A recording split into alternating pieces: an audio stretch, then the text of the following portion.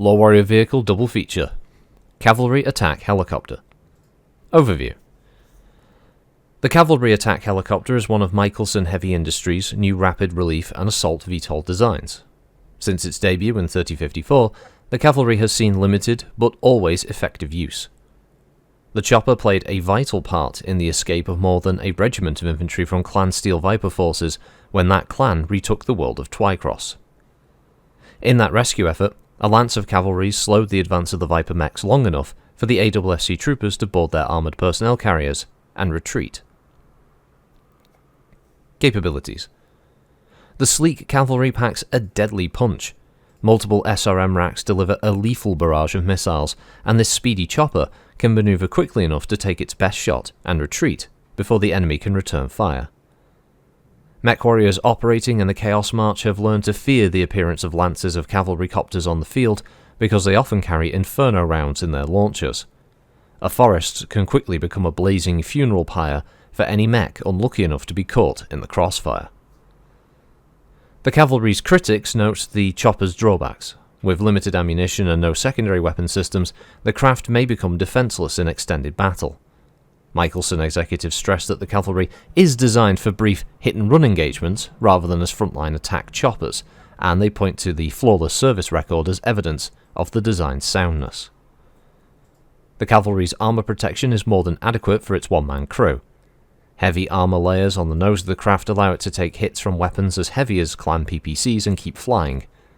As with most VTOLs, the cavalry's rotor is the weakest spot, but Michelson have armoured this vital piece of equipment as heavily as possible. Deployment. The cavalry is too new a design to have seen much use in the regular units of the AWFC. The Federated Commonwealth has purchased several, but most of the cavalry sales have been to nobles in the Draconis and Sarna marches. The cavalry has proven its worth over and over on the fields of the Chaos March, however. Variants. Michelson offers one variant of the cavalry, reducing its armour in order to add another Holly SRM-2 rack. Interested buyers, however, must balance the advantages offered by increased firepower against the VTOL's increased vulnerability to damage. 3058 Upgrade. Overview. The Cavalry Attack Helicopter debuted as one of Michelson Heavy Industries' new rapid relief assault VTOL designs in 3054. Even though the majority of the production runs were bought by the AWFC and Draconis March and Sarna March nobles for their personal guards, a surprisingly high number of cavalry-equipped mercenary units appeared within the Chaos March almost immediately, and most of them working for FedCom-friendly factions. Capabilities.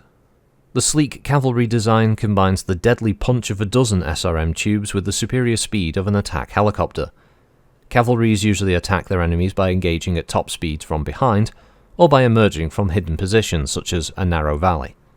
They take their best shot and retreat before the enemy can return fire, a tactic that works especially well against tanks and other armoured vehicles.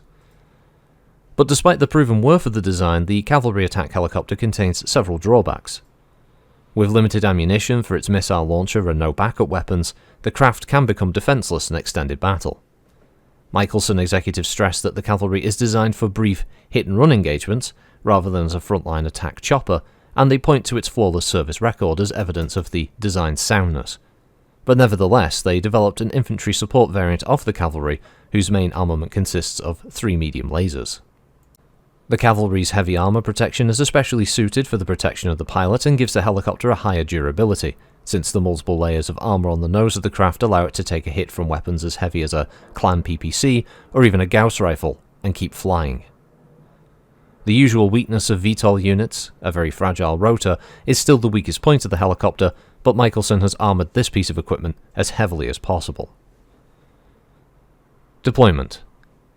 Cavalry attack helicopters were deployed to most of the AWFC's former FedSun RCTs before the FedCom Civil War, while only small numbers of cavalries made their way into Lyran units. Cavalries already had an astonishing reputation as hunter-killer and tank-buster VTOLs due to their successful missions in the Chaos March, and that reputation only increased in the following years. During the FedCom Civil War, the cavalry performed exceptionally well on Talon, where they of the 7th FedCom RCT were almost totally wiped out, while clearing their RCT's way through the mountain valleys to prevent the 22nd Avalon Hussars from taking off to New Avalon and strengthening the Loyalist defences. Variants. Michelson offers 3 variants of the cavalry.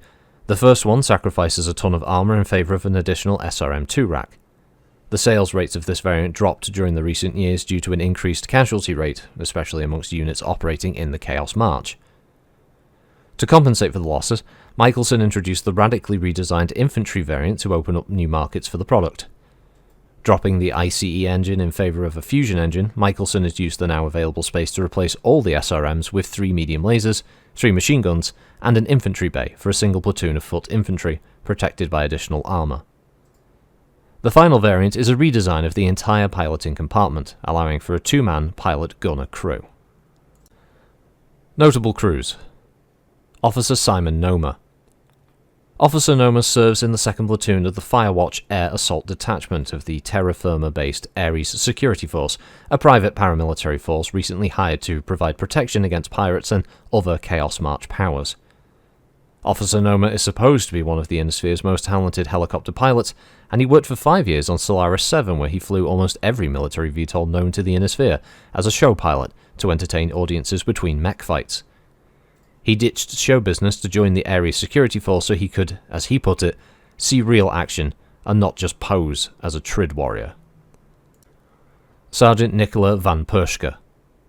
Sergeant van Perschke spearheaded the assault of the 4th New Valencia Rangers Regiment, part of the 20th Avalon Hussars Infantry Brigade, against the Shun Air Base of the 5th Fedcom RCT on Marlet in March 3065. Van Perschke's marksmanship enabled the infantry support cavalries of their company to penetrate the air defences of the airbase and deliver the infantry platoons just in time to prevent General Leyland from using any more nuclear devices, which she had previously employed on Axton and Marlet. So, the Cavalry Attack Helicopter, mass 25 tons, VTOL type movement, power plant is a Michelson 110 internal combustion, with a cruise speed of 108 kph and a flank speed of 162. Armour is provided by Star Slab 3, with a single armament of a Harpoon SRM-6 rack and 3 Holly SRM Derringers. Its manufacturer is Michelson Heavy Industries on the primary factory of Rukba. Communication system is a Garrett Supreme Sound, and targeting and tracking is a Garrett D2J. Overall, it's a little thing. Most VTOLs are generally quite light, obviously. It can move 10 and flank 15, so yeah, still fairly quick, though not the fastest of the helicopters out there, but it more than makes up for it by having a pretty decent punch with its with its SRMs there. It's got 20 armour on the front, which explains why it can take a single hit from Gauss or PPC fire and keep going. 13 on the sides, which is quite respectable. 8 on the rear, and it has a whole 2 on the rotor, so it can take a machine gun and barely keep flying, but anything else it's still going to get downed instantly.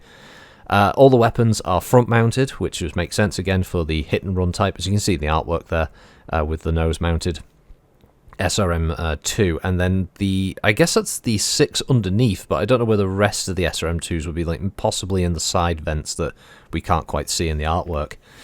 It's got 15 shots for the SRM-6 and another 50 spread between the 2s, so decent amount of ammunition, to be honest. I mean, as far as the tabletop is concerned, 15 rounds of gameplay. The helicopter's either going to be destroyed long before it's run out of that ammo, or the enemies are going to be killed, so you're unlikely to run out. In universe, yeah, it's probably not a huge amount of ammunition. It probably would run out quite quick, especially if you were if this was in a real-time game, say like Living Legends or something like that.